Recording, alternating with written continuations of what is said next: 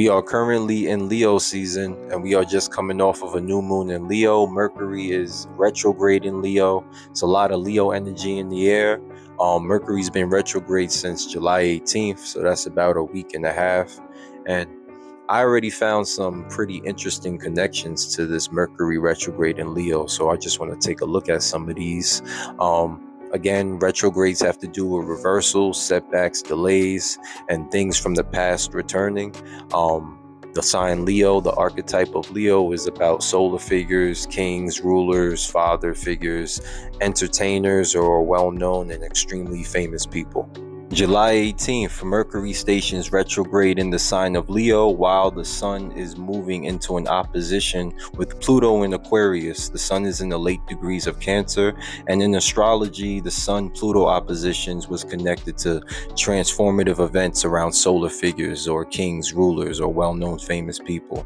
The Sun represents solar energy such as vitality, and Pluto represents things like death and transformation.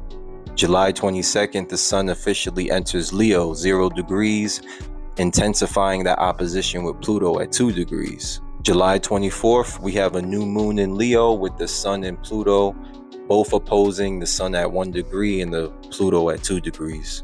On July 20th, Malcolm Jamal Warner from The Cosby Show is pronounced dead at the age of 54.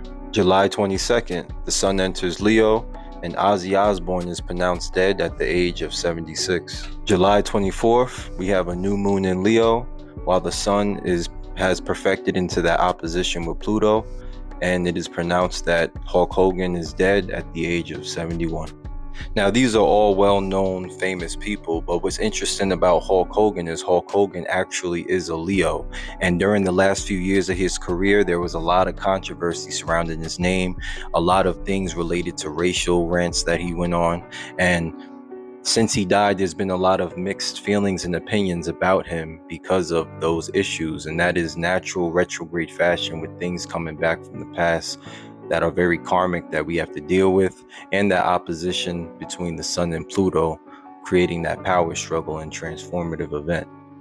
Another recent connection is this Twitch streamer, YouTube entertainer guy named Neon, who just put out an apology video apologizing for some past video clips that he recorded of himself being very racist and vulgar, because he's been facing a lot of backlash recently because of this. And he just went on the Breakfast Club and they basically questioned him about it. So now he just released an apology video basically talking about how he felt about it and why he did it.